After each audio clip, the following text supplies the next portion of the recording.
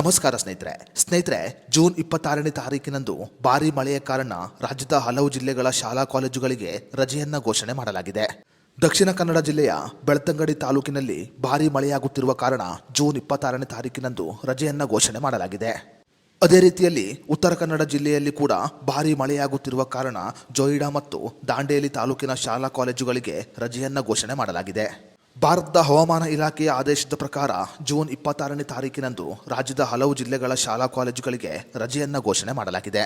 ಸದ್ಯ ಹವಾಮಾನ ಇಲಾಖೆ ಇನ್ನೊಂದು ವರದಿಯನ್ನು ನೀಡಿದ್ದು ಜೂನ್ 27ನೇ ತಾರೀಕಿನಂದು ಕೂಡ ಈ ಜಿಲ್ಲೆಗಳಲ್ಲಿ ಭಾರೀ ಪ್ರಮಾಣದ ಮಳೆಯಾಗುವ ಸಾಧ್ಯತೆ ಇದೆ. ಹವಾಮಾನ ಇಲಾಖೆಯ ಎಚ್ಚರಿಕೆಯ ಕಾರಣ ಜೂನ್ 27ನೇ ತಾರೀಕಿನಂದು ಕೂಡ ಉತ್ತರ ಕನ್ನಡ ಜಿಲ್ಲೆಯ ಶಾಲಾ ಕಾಲೇಜುಗಳಿಗೆ ರಜೆಯನ್ನ ಘೋಷಣೆ ಮಾಡುವ ಸಾಧ್ಯತೆ ಇದೆ. ಅದೇ ರೀತಿಯಲ್ಲಿ ದಕ್ಷಿಣ ಕನ್ನಡ ಜಿಲ್ಲೆಯಲ್ಲೂ ಕೂಡ ಭಾರೀ ಮಳೆಯಾಗುತ್ತಿರುವ ಕಾರಣ ಜೂನ್ 27ನೇ ತಾರೀಕಿನಂದು ದಕ್ಷಿಣ ಕನ್ನಡ ಜಿಲ್ಲೆಯ ಶಾಲಾ ಕಾಲೇಜುಗಳಿಗೆ ರಜೆಯನ್ನ ಘೋಷಣೆ ಮಾಡುವ ಸಾಧ್ಯತೆ ಇದೆ. ಇಂದು ಸಂಜೆ ರಾಜ್ಯದ ಯಾವ ಜಿಲ್ಲೆಗಳಲ್ಲಿ ಮಳೆಯ ಕಾರಣ ಶಾಲಾ ಕಾಲೇಜುಗಳಿಗೆ ರಜೆ ಇರಲಿದೆ ಅನ್ನೋದರ ಬಗ್ಗೆ ಅಧಿಕೃತ ಘೋಷಣೆಯಾಗಲಿದೆ. ಕರ್ನಾಟಕ ಮತ್ತು ಕೇರಳ ರಾಜ್ಯದಲ್ಲಿ ಭಾರೀ ಪ್ರಮಾಣದ ಮಳೆಯಾಗುತ್ತಿದ್ದು, ಈ ಕಾರಣದಿಂದ ಹವಾಮಾನ ಇಲಾಖೆ ರೆಡ್ ಅಲರ್ಟ್ ಅನ್ನು ಘೋಷಣೆ ಮಾಡಿದೆ. ಮುಂದಿನ 1 ವಾರಗಳ ಕಾಲ ಕೇರಳ ಮತ್ತು ಕರ್ನಾಟಕದ ಹಲವು ಜಿಲ್ಲೆಗಳಲ್ಲಿ ಭಾರೀ ಪ್ರಮಾಣದ ಮಳೆಯಾಗಲಿದೆ.